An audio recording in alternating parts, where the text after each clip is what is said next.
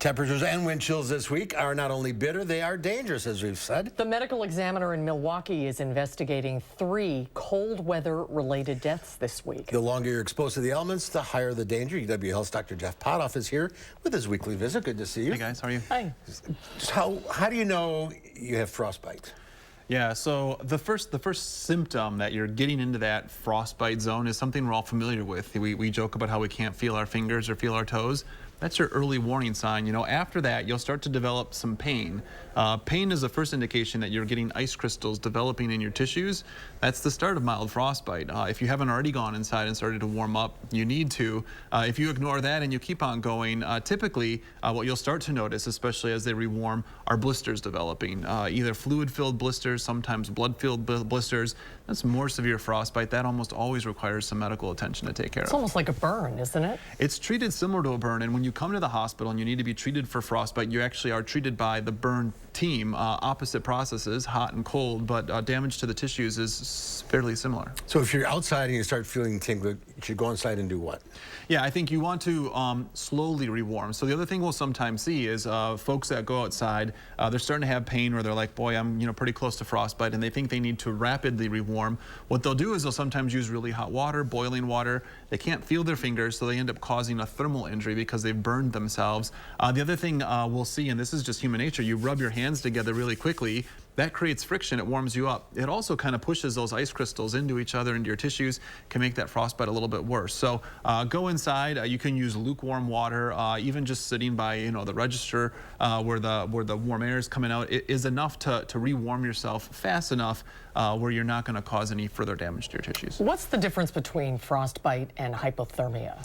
Yeah, they're actually very different. So frostbite is really kind of like extremities, ears, nose, you get crystals, ice crystals in the tissues.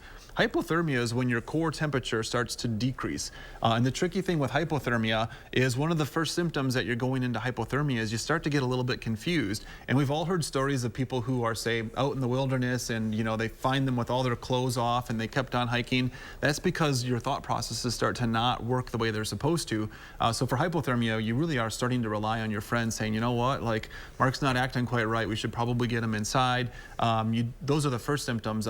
Later on with hypothermia, body systems start to shut down. That can be pretty dangerous too. And that's a trip to the ER. Trip to the emergency department, especially if you're to the point where you're confused and not making sense. That means you're getting pretty cold. And what kind of timeline are we talking about here? How long can you be out? So it really depends on what the ambient temperature is outside. We talk about wind chills and then how prepared you were. So if I run out there in my bathing suit, it's a whole lot less time than if I've got my coat on, my boots on, and things like that. You can do pretty well outside with temperatures like this as long as you're wearing the right kind of protective equipment, the right layers. But if you are going to go out there, shirt and t-shirts or something like that, it could be as soon as 30-40 minutes that you're starting to get a little bit goofy. I always think about the kids waiting for the school bus, because you never know how long you're going to wait. I mean, is this something you want to seriously take into consideration? I think you want to make sure your kids have what they need to stay warm. Right. So, this isn't the day my daughter loves to wear these open-toed sandals. You're not waiting for the bus in open-toed sandals when it's, 35 below. But if they're dressed appropriately, it's probably safe. I know a lot of schools have cutoffs too. I think it's like 35 below with wind chills or so, where they're like, hey, we're not going to do that. For that reason is it's probably not safe to have those kids waiting for a bus out there. And take care of your pets too. Yeah, I think we sometimes forget about the pets, but they're also prone to this cold weather.